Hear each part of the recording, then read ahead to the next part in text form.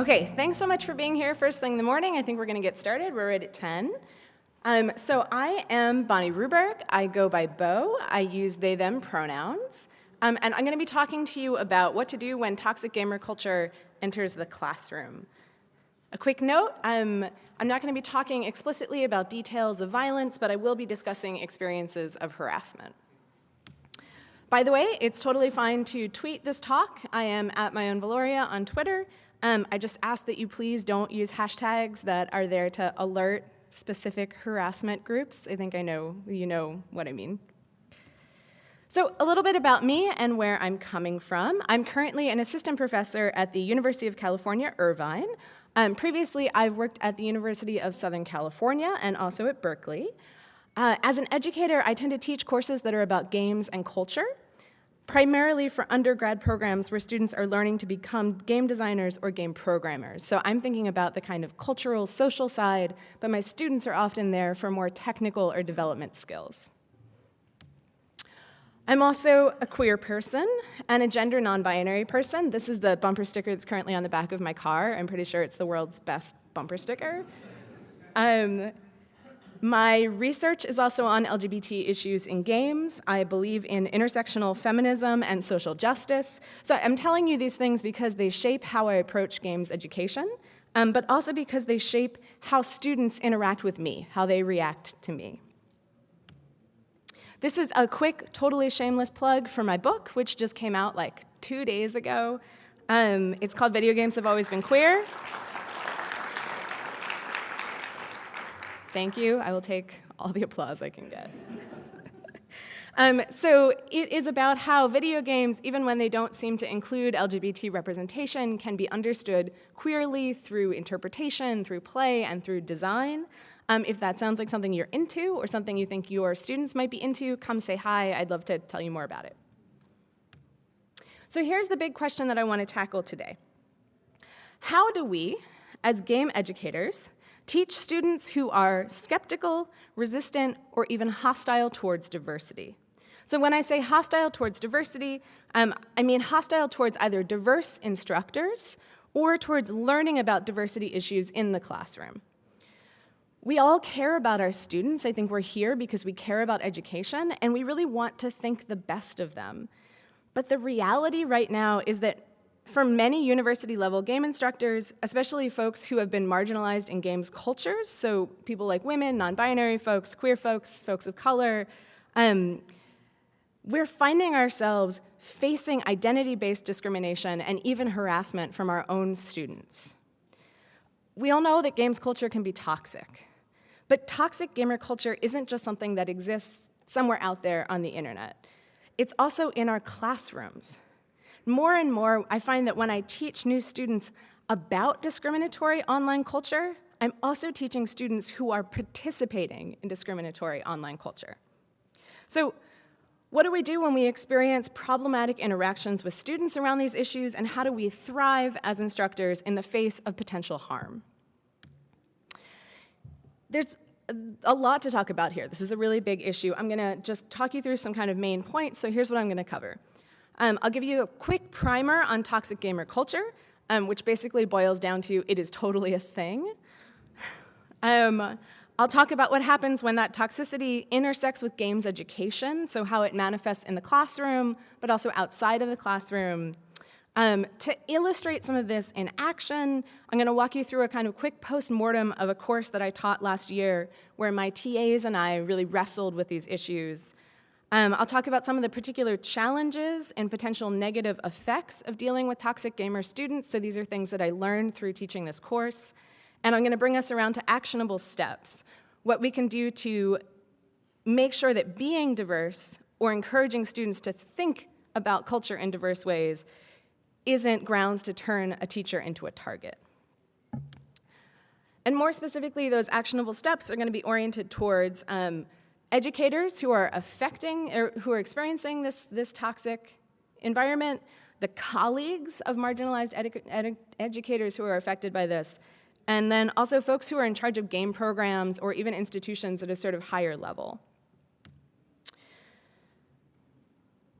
I'm going to be drawing from my experience teaching at 3 different institutions. I've also had a ton of kind of behind the scenes, off the record, anonymous conversations with colleagues at other institutions, many of the institutions that you may represent here in the room. So this is not just a me problem, this is a broader problem.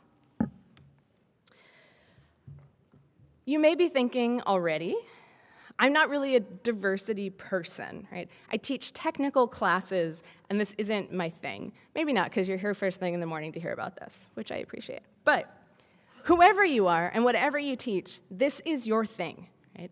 It's everybody's thing. It's a thing for educators on the front lines, but it's also a thing for the colleagues of those educators, especially colleagues who think about themselves as allies. So let's get into this first topic. Toxic gamer culture. I'm going to start with a fun fact. I am probably going to get harassed for giving this talk. I don't know what form that harassment is going to take. It might be a flood of angry social media posts. It might be menacing emails from strangers. I've been doing this for a long time. I've been working in this area for 14 years, so I have seen it all. But what's notable is that I'm not just going to get harassed for being a feminist or being a queer activist who works in games. I'm going to be harassed for being a games educator. I gave a short talk 2 years ago here in the Educator Summit about how we need to teach our students not just to make games that are technically strong, but that are socially engaged and politically aware. If we think about any other medium, how we would teach it, that's a totally obvious statement. But because I was talking about games, and specifically because I was talking about how to teach games, the internet got pissed. For a whole bunch of days following that talk, my Twitter notifications were just a fire hose of angry people, a number of whom identified themselves as students, raging at this idea that video games could be taught as objects of culture. That's toxic gamer culture. So what do I mean when I say that?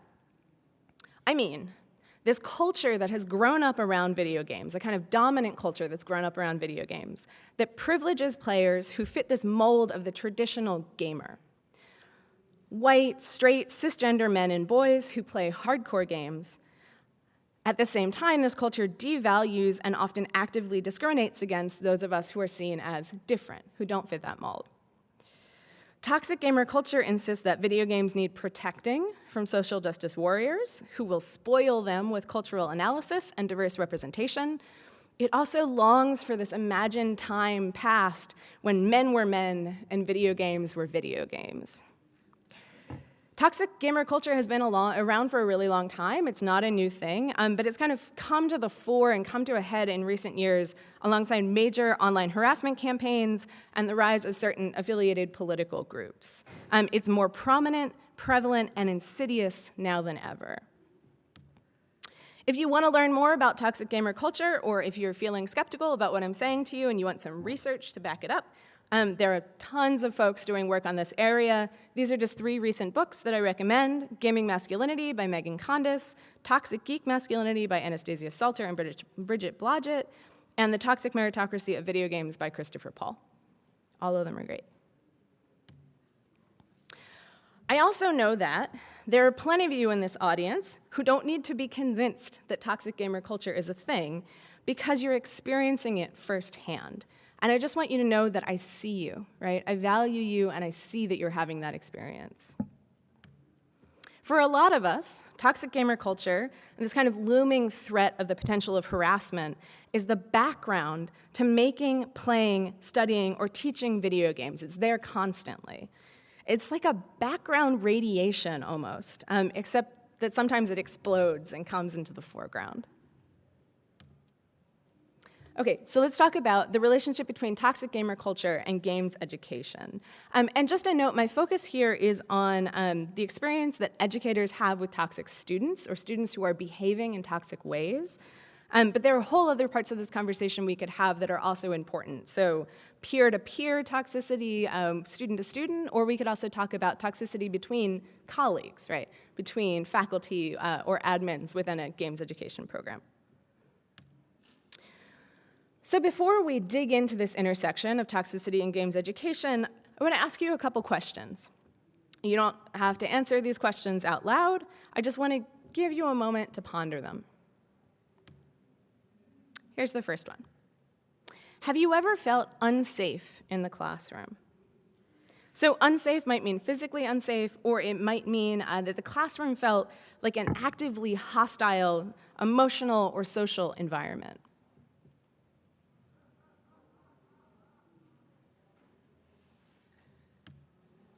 Here's the second one.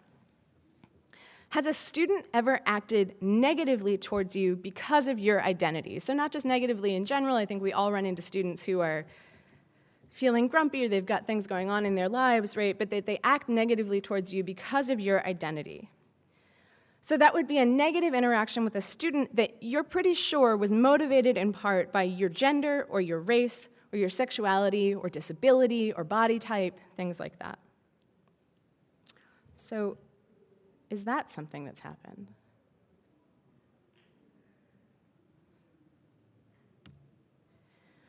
For some of you, the answers to those questions were yes, right? Yes, I've felt unsafe. Yes, I've been discriminated against. But for some of you, the answer is no, right?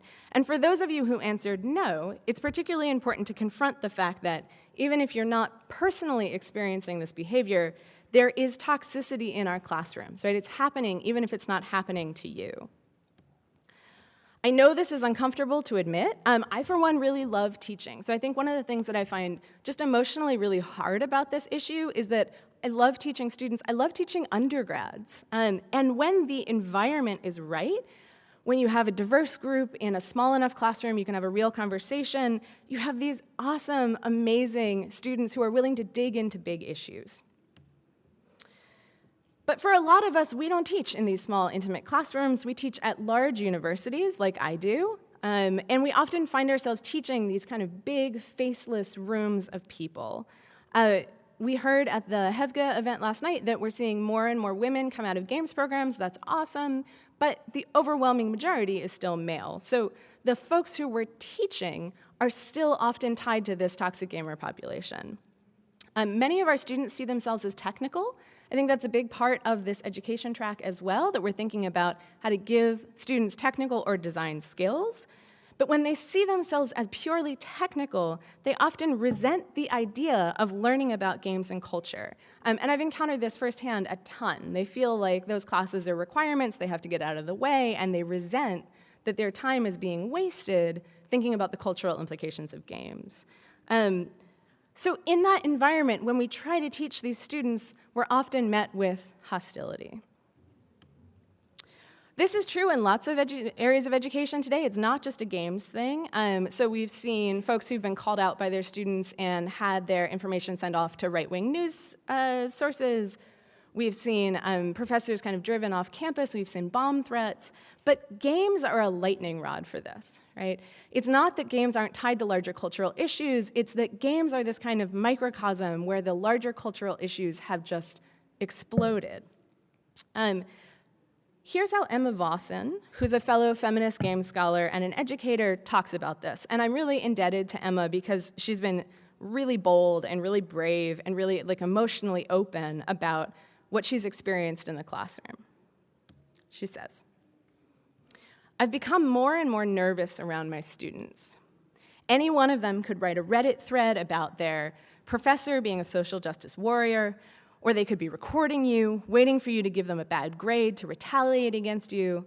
The hate mob that looms around you is like a giant weapon that any of your students could wield. This is more than just tough students.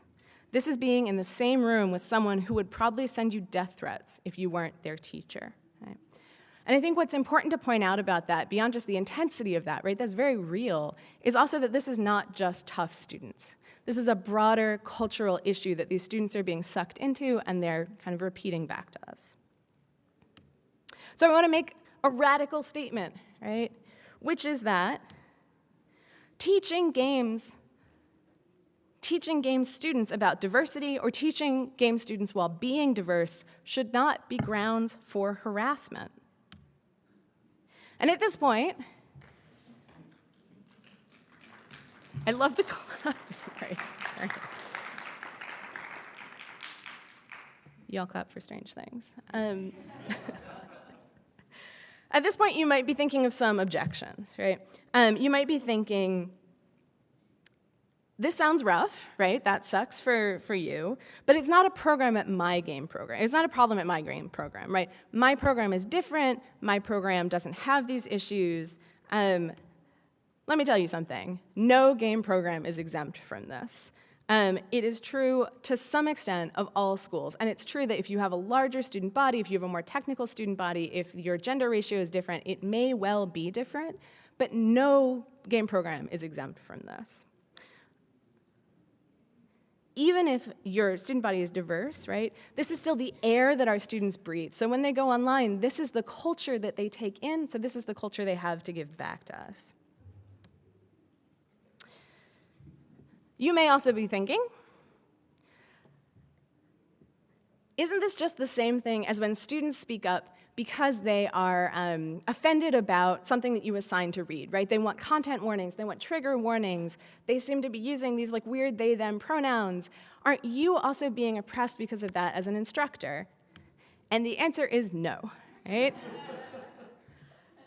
This is about vectors of power, right? This is about students who hold positions of privilege trying to be hostile towards or even harass teachers who are in marginalized positions. So no, when your students speak up, they want more social justice, they want better readings, they want better representation, that is definitely a different thing.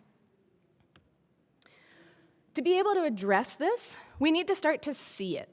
So especially for those of you this might not be happening to, you might not be able to see all the ways it's playing out because it doesn't always look like what you might expect harassment to look like. There are a few places that it plays out primarily. The first one is in the classroom itself. I've added cupcakes to these because screw it, it sucks, right? So we might as well have cupcakes, is my feeling. So the first place that this manifests is in bad faith questions. So what I mean is you may be giving a talk about the cultural meaning of games, and you may have a student at the back of the room who raises their hand and says, yeah, but aren't games really just for fun? Do they even mean anything, right? And in some ways, that's a valid question, but you can often tell, you develop a sense when that question is sincere, when that question is in bad faith, and it's trying to rouse a fight. Cred checking. So this most often happens, unsurprisingly, to women, non-binary folks, folks of color, but the idea here is to challenge you and say, you're my professor, but you don't really look like a gamer, which is a sentence that gets uttered like verbatim very frequently. Can you prove it, right? What are you playing right now? Did you play that game all the way to the end? So that's cred checking. Disruptive behavior. You might have a large room of people, and you have students who are sitting there talking loudly to each other, or they're using kind of aggressive body language to try and disrupt the classroom. Inappropriate comments about the instructor. So this comes from an anecdote that sounds really unpleasant from a colleague who was using one of the pieces of software that allows your students to anonymously respond to questions that you pose while you're teaching. And when she showed the answers up on the board, they were all comments about her body. Right? So they said things like, she's too hot to know anything about games.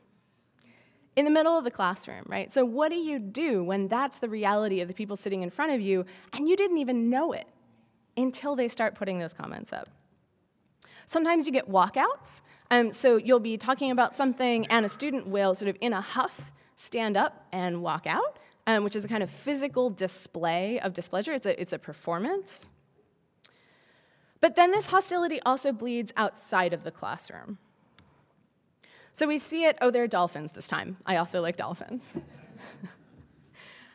So we see it on essays and tests, anywhere that the students write comments. So I've had a test question that was thinking about intersectional identities and asked about, you know, is whiteness part of an intersectional identity? And the answer is yes, right? Any identities that intersect we could talk about as intersectional.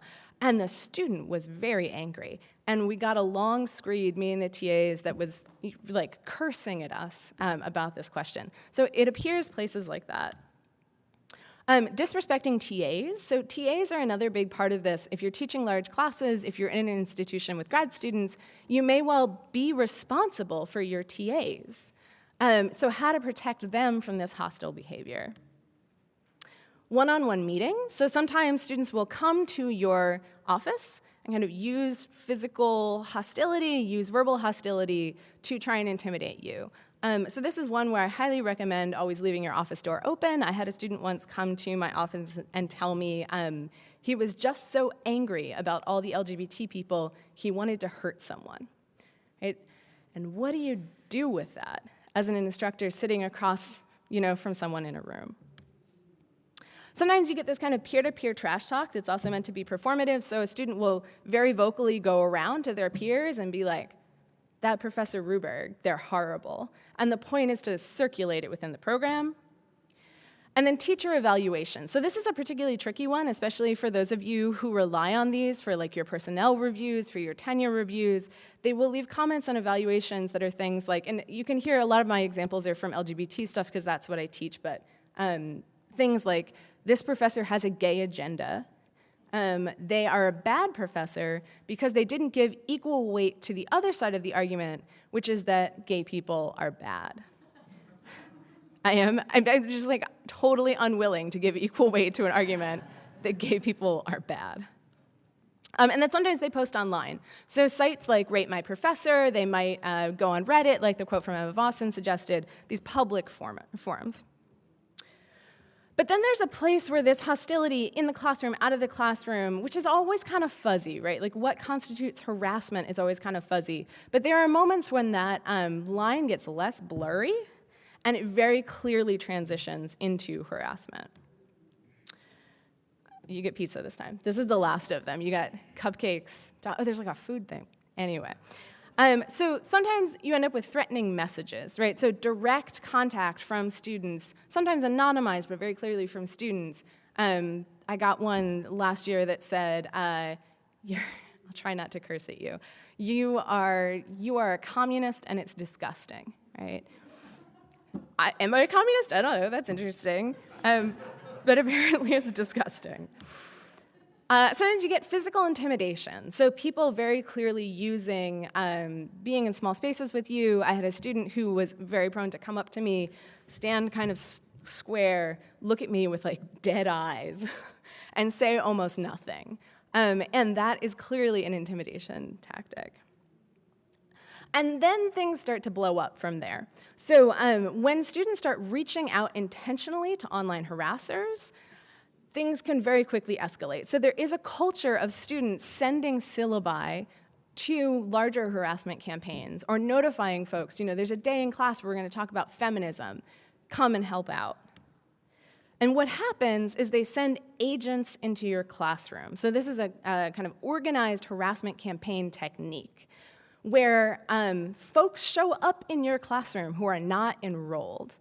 And they try to document you and intimidate you. And I'll talk more about that in a sec.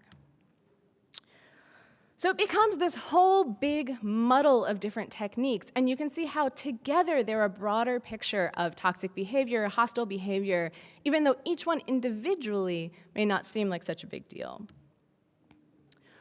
So let's see how this played out in this particular course. I was making this slide yesterday when I was sitting in another session, and the person behind me like visibly groaned. Which I'm really happy about. So my first quarter teaching at my current institution, which was the fall of 2017, I was given this class. It's not a class I designed, but it's a class that's regularly taught. It's called Games and Society. So that's a big thing, right? All of games, all of society. We teach on the quarter system, so all of those things in a 10-week course. This is kind of the basic information about it. This is what I knew, right? We had 260 students, quite a lot of students.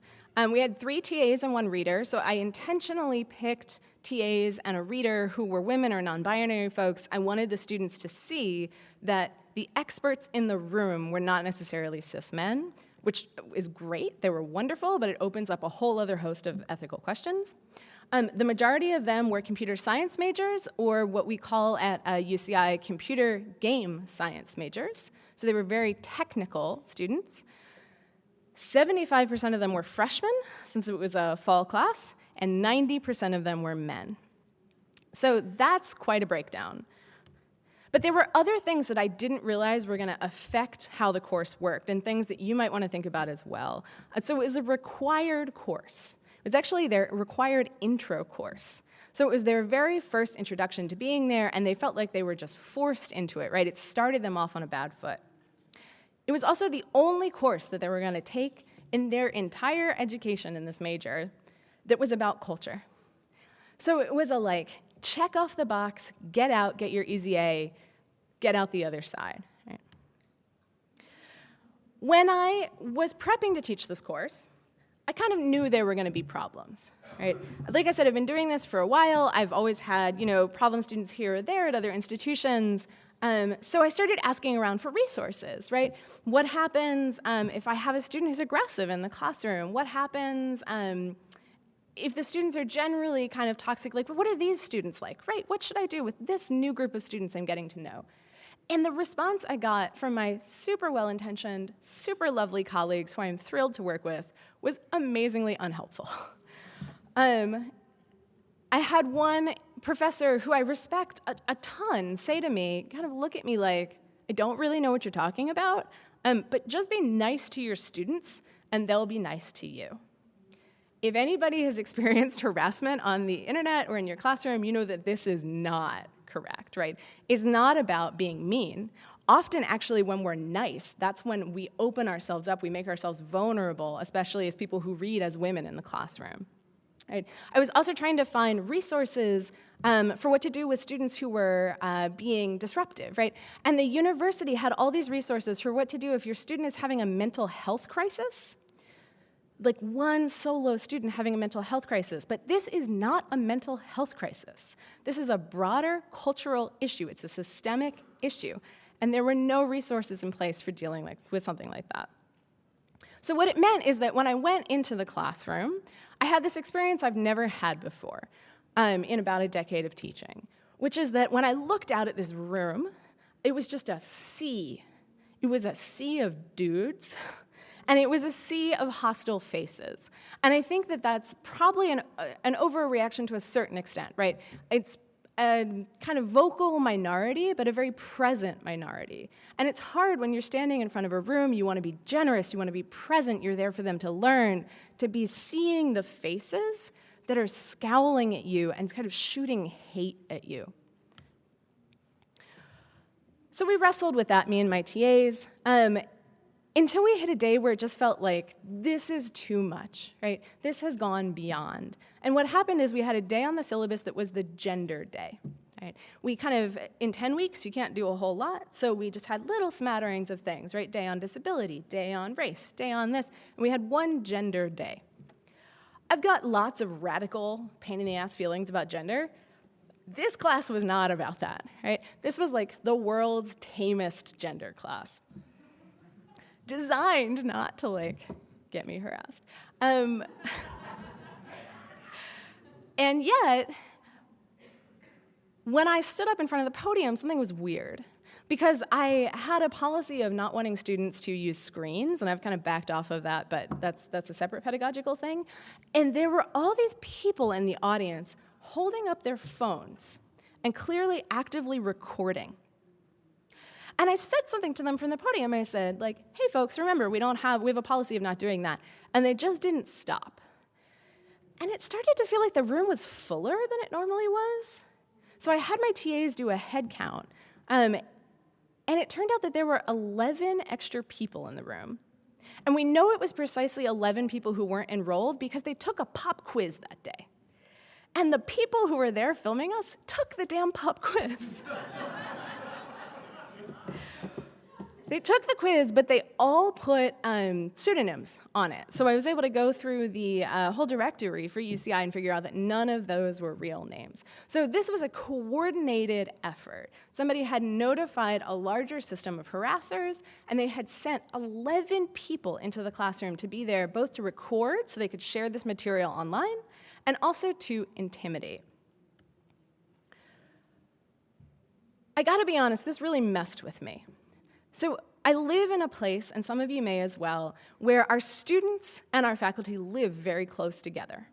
I live on a campus where there's student housing, there's a whole faculty suburb, and you go to the supermarket at midnight to buy some milk, and it's like they're all there, right? Your lives are very close. But because it was such a large class, I couldn't get to know them all. I couldn't get to know their faces. So I didn't know who all of my toxic students were.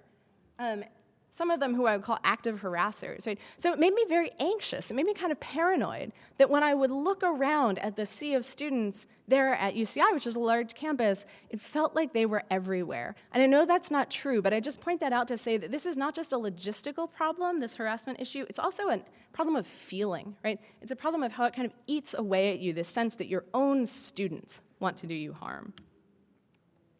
So from this experience, there were some things that I learned are very specific challenges and effects that come from the combination of toxic gamer culture and the classroom and games education. I like to think of these challenges as kind of this bouncy house gauntlet of things that you have to do to get from one side to the other to deal with it. It's not just one obstacle, it's like a whole obstacle course that you go through. So one thing is that your problems aren't visible to your privileged colleagues. You may have wonderful colleagues who want to be supportive, but they just literally don't see it because they're not in the classrooms where it's happening. They're not the ones getting those evaluations. It's just not visible to them. So not only are you experiencing it, you're always trying to convince your colleagues that it's happening. People outside of games don't get it. So you might have other communities. For me, my work is very interdisciplinary. So I'll often be at conferences or things like that that aren't game specific. And trying to talk to folks, they're just like, I literally have no idea what you're talking about. When you talk to games people, especially women and non-binary folks who teach games, they're like, oh my God, this is my life every day, right? So it's hard to find support networks outside of games because games are a kind of different environment. You end up in this pedagogy catch-22, which is that you're there because you care about diversity. Right?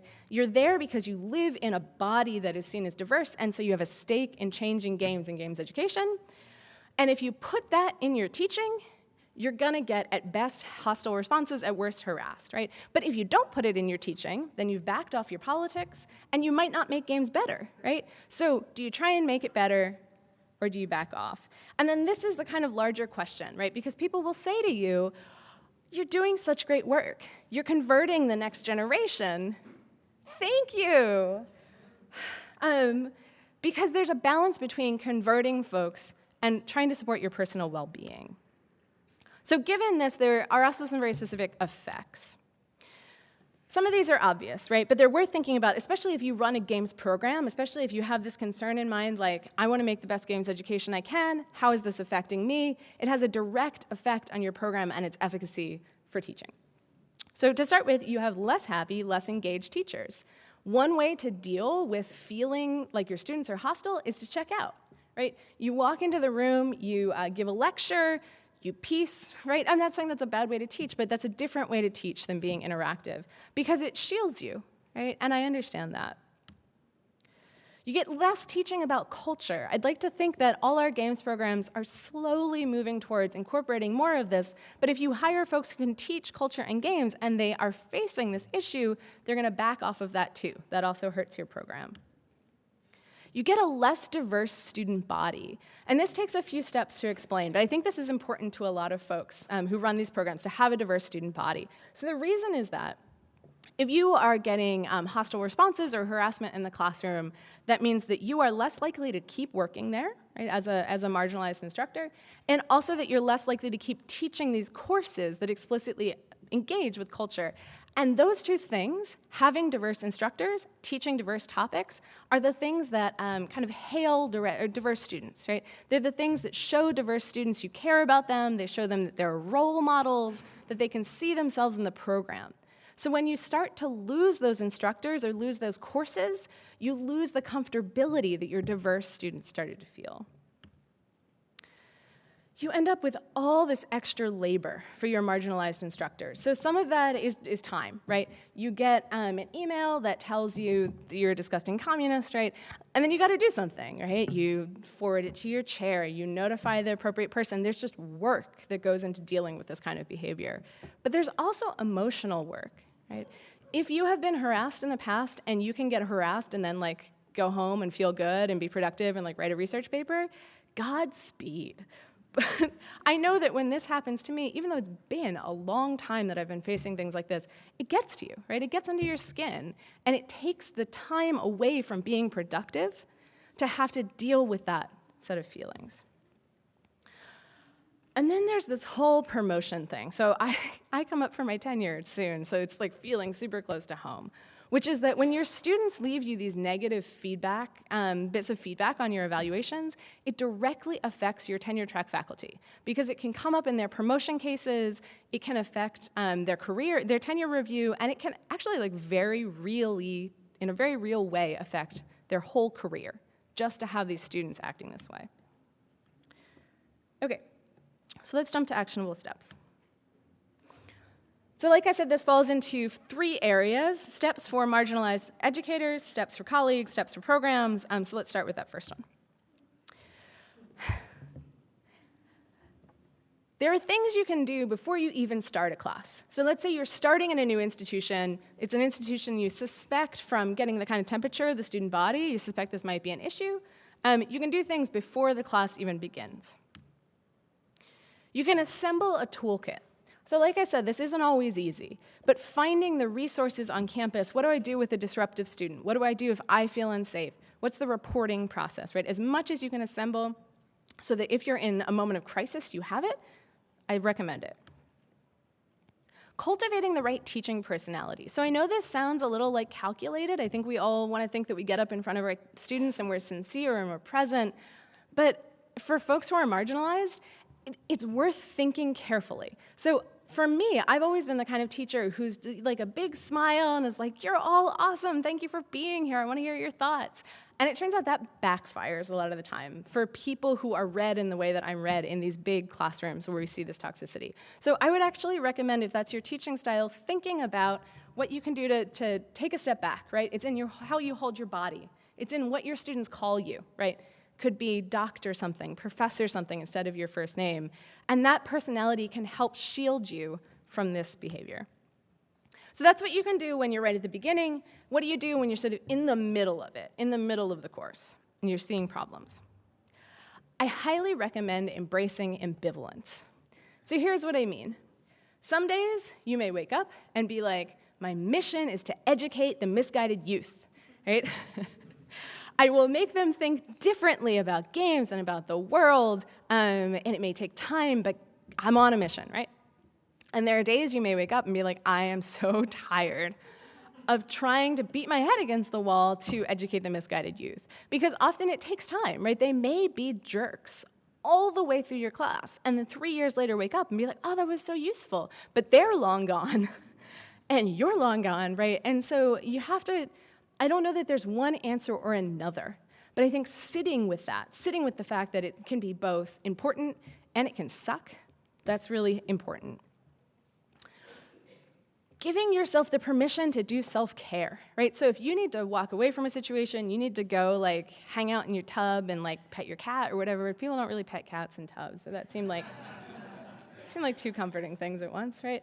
That it is your right to have that time for self-care. And I think for those of us who do research as well as teaching, it's really hard to feel like you have the right to take time for yourself. What do you do when things are on fire, right? Not at the beginning, not in the middle, but when there's an active crisis. Don't keep quiet, right? There's a sort of sense of shame and unspeakability around this stuff. And this is one of the reasons that I wanted to give this talk, is that it feels like you can't talk about it. Because we're supposed to want to support our students, because we think this is just an issue that's happening to us. But I highly recommend telling people. They may not always be receptive, but it's gonna go better in the long run for you if they know. Document the hell out of everything. So if you get an email from a student, make sure that you've saved it. If you have an incident in class, do a little write-up of it and send it to your chair. And you can even send it and say, not asking for any action. I just want to document this while it's fresh and let you know this happened. And that creates a paper trail. So that if there's a larger issue, right, so let's say you're tenure track and you go up for your tenure review and they say, oh, your students hate that you teach feminist and queer stuff. You can say, let me show you the paper trail that demonstrates that there is systemic discrimination going on here. You may encounter very well-meaning people who say, don't write that down. Let's just chat in my office. Don't do that, right? I'm sure they mean well, but it is in your best interests to have a trail, right? And then what do you do for the long haul? So you made it through the trash fire. How do you just keep going? I recommend building a community of folks who know what you're talking about. So it can be amazingly, amazingly helpful just to talk to someone else who's like, that happens to you? That happens to me. Because again, we feel like we're alone with it. We feel like it's really overwhelming. And that community may well be outside your institution. So in moments like this, right, where we have other educators around us from other institutions, I recommend just like scooting up next to somebody and be like, is that happening to you? And then when it happens, text them and be like, what just happened to me? And it really actually helps. This is a technique that I learned from Alex Agloro, who used to teach at WPI and is now at ASU. I feel mixed about it, but the idea is to teach the students who are there for the right reasons, to teach the students who you want to teach. So that means look out at a room at 260 people and find the 5 that really care and think about teaching to them. Now, it's tricky, right? Because you're not trying to jettison all the other students, you're not saying they don't matter, but it helps you sustain, it helps you survive and thrive if your intended audience is people who want to be there. So what can you do if you are colleagues of folks going through this? We're going to do this one as kind of do's and don'ts. And I'm going to ask you again to take a second before we do this and sort of ponder. So, do you think of yourself as an ally?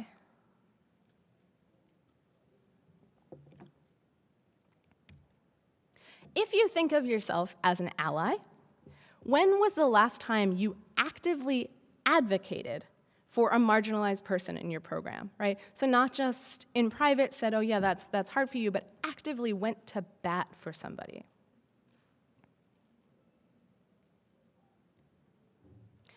That's what we need, right? This is what we need, is active advocates. This is true in all of diversity issues, not just in education. We don't need just allies, we need advocates. We need your help as our colleagues who have more privilege and who aren't facing these same issues. So when you're trying to address things, right, maybe you're like, yes, I'm an advocate now, I'm gonna take a stand.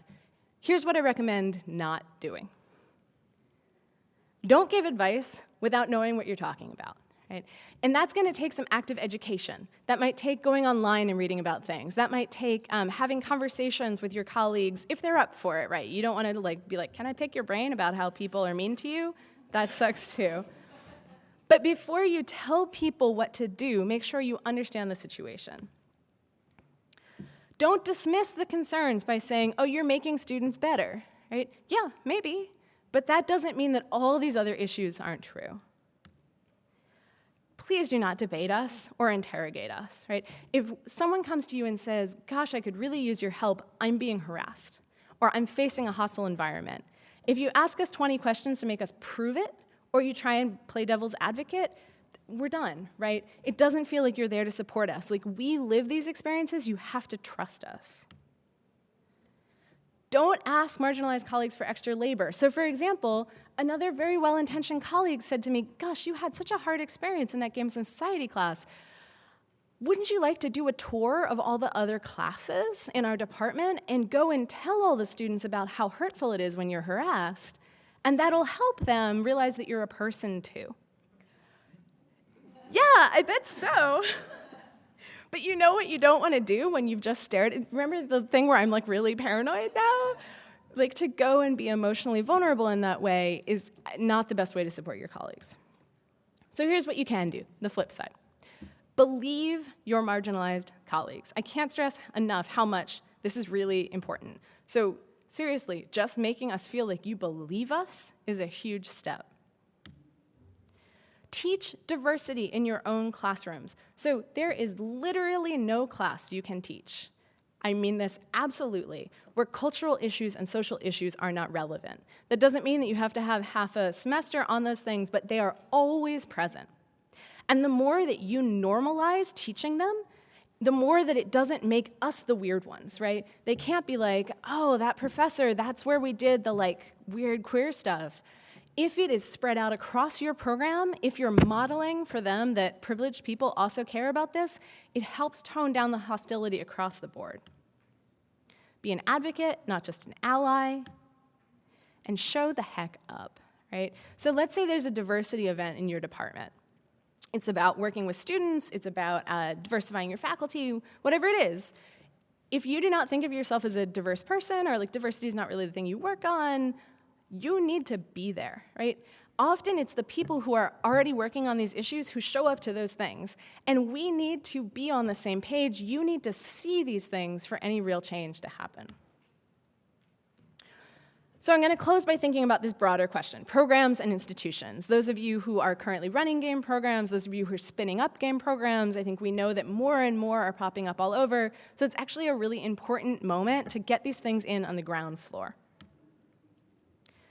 Hire multiple diverse instructors. So when you have one person, it all falls on them, right? And I know this isn't always easy, right? You have budget constraints, you have tenure line constraints. Like, this is easier said than done, I get that.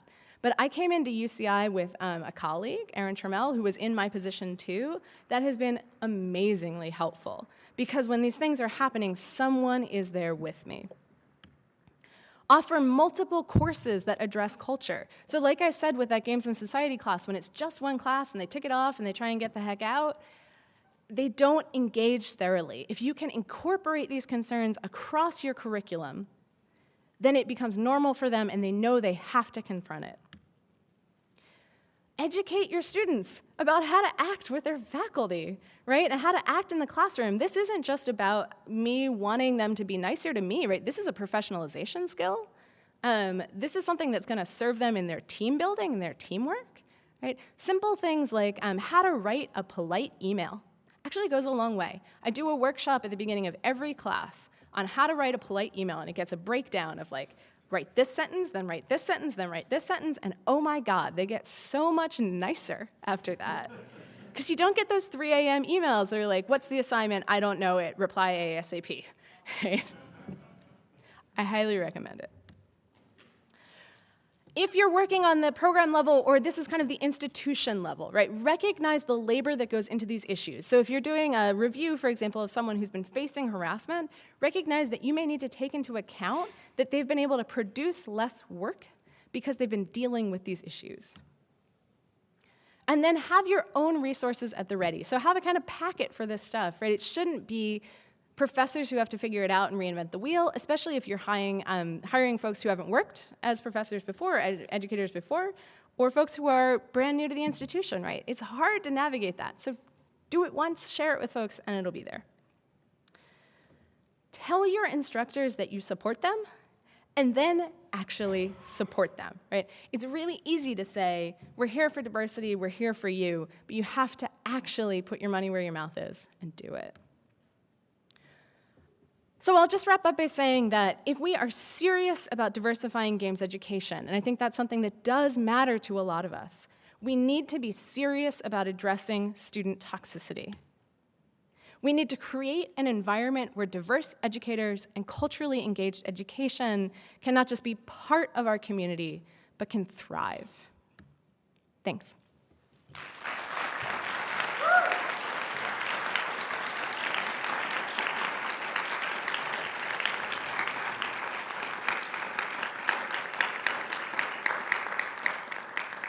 Thanks very much. So I think we've got like 10 or 11 minutes for questions, and I'm told that you should come up to the mic. And also, I totally forgot to tell you at the beginning to silence your cell phones. A little late for that. And also to fill out your evals. Hey. Hi, my name is Brian. I teach game development at a high school in California. Yeah. And it's kind of contextually different, high school to college, but my main interaction with toxic gamer culture is student to student. Yeah. And invariably, my best students are my young ladies. Yeah. And I'm pretty good being reactionary about issues, starts cred checking and sometimes ramps all the way up to full-blown sexual harassment. Yeah. I feel like I'm good at being reactive to those issues. Do you have any tips on kind of proactively heading those things off before they show up? Yeah. It kind of depends on the structure of how you're teaching them, but I would go back to this thing of setting expectations ahead of time. Like if there's a way to have a workshop about that ahead of time, so that they know that's something that's on your mind and something that you expect of them.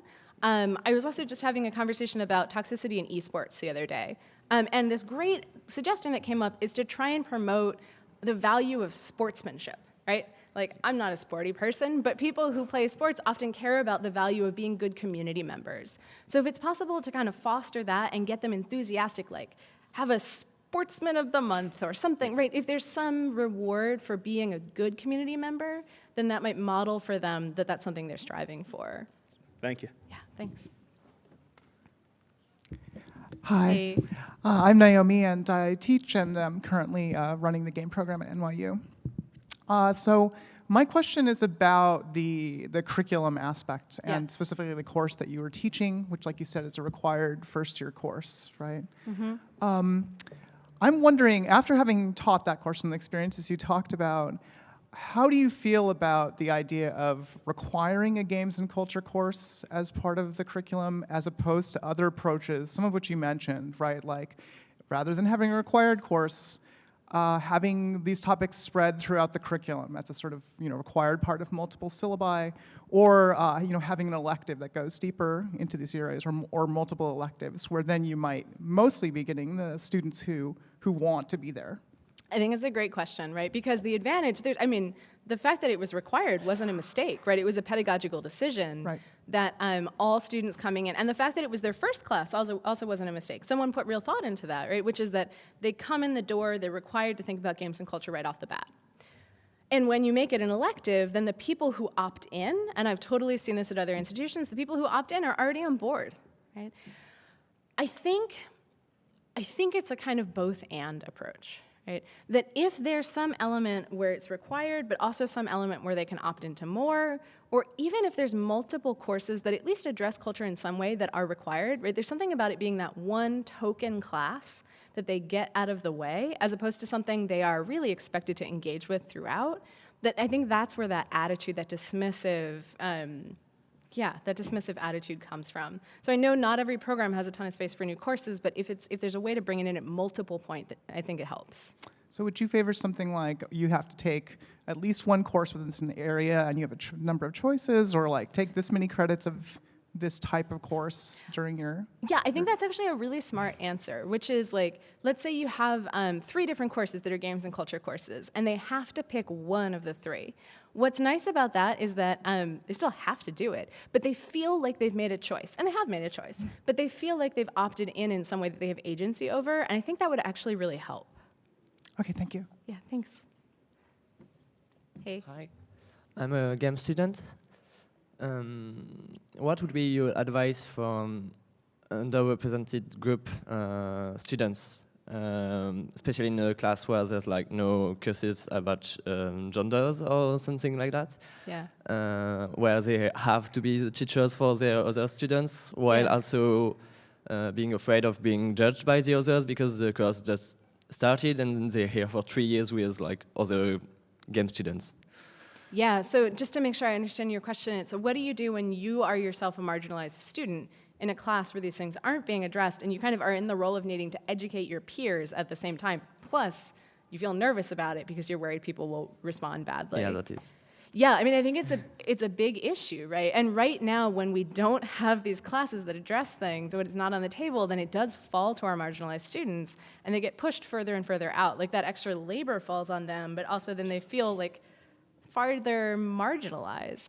So I would say, to whatever extent those students have the bandwidth to build community, it helps. Like it's sort of like being a professor, being an educator, and finding other folks who have similar experiences. I have an undergrad who's amazing, and she felt really pushed out of our games major for just that reason. So she switched majors, but she built this amazing team of like queer women of color who make badass games, who don't come out of our games program, and I think it's really helped her. So that's, I would say one thing is, I'm not saying exit the games major. I'm just saying like, if you can build community, it helps. I would also say identify the faculty who are your allies and your advocates, and that might mean looking to other departments, that might mean looking for folks who aren't your instructors. Now on the instructor side, that's extra labor that you take on to work with those students, but I've seen it be really helpful for students themselves. Yeah, I've seen situations where like there's like only one teacher who could be an ally, and so it's gonna be like an extra labor for them, and the students that are from this group are not gonna be checking on them because they know that it's gonna be extra labors. You're absolutely right. I think it's a big system of problems. Like, I guess my feeling is that like privilege, I'm thinking about these vectors of privilege, right? And like an undergrad isn't gonna solve the larger systemic problem. An undergrad has the right to be supported. So I would rather that an undergrad come to someone like me and look for assistance, and then I go up the next, right? But different faculty may feel differently. I just feel a lot of responsibility to those students because they don't have the power to change that, you know? Okay, thanks. Yeah, thanks. Hi, I have a similar question. My game design program that I'm enrolled in is very small. We're growing, but we certainly lack diversity in the students and especially in the faculty. I'm not convinced that my teachers, my professors, the upper faculty are aware of this issue and how it's affecting students. Yeah. I like to think of myself as a leader in my program, and I would like to know, how can I personally try to shape and change the atmosphere in my program before I graduate? That's a great question. And also thank you for doing that work. That's really hard to do on the student level. Yeah, I think this thing of finding allies who can be an ear, and sometimes what an ally can do is even if they don't have the power to change things, they can go up the ladder, right? They can go to the chair, they can go to somebody like that and be your advocate in that direction. Okay. The other thing I would say is if you feel comfortable talking to someone like whoever runs your program or your chair, I'm not sure what kind of program you're in, and I know that doesn't always feel comfortable, the more that you can make your voice heard, it's helpful. At least then they can't say they didn't know it was happening. Okay. And the third piece of it sounds like what you're already doing, which is organizing your student community. Because then let's say a new student comes in, and let's say a woman student, right? And she sees you, right? She sees you as a role model. She sees your community as a role model. So it's a slow process, but I think you're doing pieces of it really right. All right. Thank you for your time, Bo. Yeah, thanks. Hi, thank you for your talk. Yeah. This is great. My name's Price Jones. I'm the MFA director at the Academy of Arts School of Game Development. And my question is more about how do you address your colleagues? Yeah. Do you do it always one-on-one, or do you ever set up workshops to have these kind of conversations? Yeah, that's a super good question because it's touchy. I think, again, there are a lot of well-intentioned people who, it can be hard to have these conversations, even colleague to colleague. And academia, especially like on the tenure track, is super hierarchical. We like to think that it's flat, but it's super hierarchical. So especially if you're coming from a position, a more junior position like myself, it can be hard. I think having one-on-one conversations, in my experience, has been the most effective. Or if there are moments like in a faculty meeting to shout out something small, it kind of depends what the affordances are in your program. So where I work right now, the preference of my chair is that we don't do like a big group workshop. When I worked at USC, we had opportunities to do stuff for faculty specifically, which was really nice. So I would say finding the opportunities that you have, and also finding what feels comfortable to you where it's not gonna be, you're not gonna then become the target of hostility, right? Right. Yeah. Great. It's kind of dependent on the program. That makes sense. Thank you. Thanks. Okay, I think we've got time for one more question if anybody has one.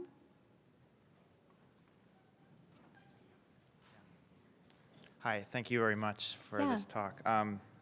I teach at in a small games area in a kind of larger like interactive media program. And this feels like a really problematic question, but I've been having it, so I'm kind of curious to hear how you respond. We do have a lot of LGBTQ students in our program and marginalized students. And what I'm curious about, because of how our faculty aren't very diverse, Yeah. and because of how I present, I'm sure there's toxicity in the program, Yeah. but I don't know about it. So my question is sort of how and should I want to surface it in order to address it? I would say And yes. how? How do you have any recommendations for how to approach Yeah, that? I would say two things. One is town halls I found really useful. So it's where you, at the end of a semester or whatever, you get the students together and you just open the floor and say, please feel free to share what your experience is like, and the faculty just listen. The faculty don't talk. And often that stuff will bubble to the surface. The other thing is identifying students who you think maybe could use some support and just being like, hey, come to office hours. I'd love to chat with you about what school's like. Not to pressure them, not to tokenize them, but then sometimes those things will start to come to the surface there too. Okay, thank you. Thanks. Okay, I think that's time. Thanks very much for your questions. Thanks for listening.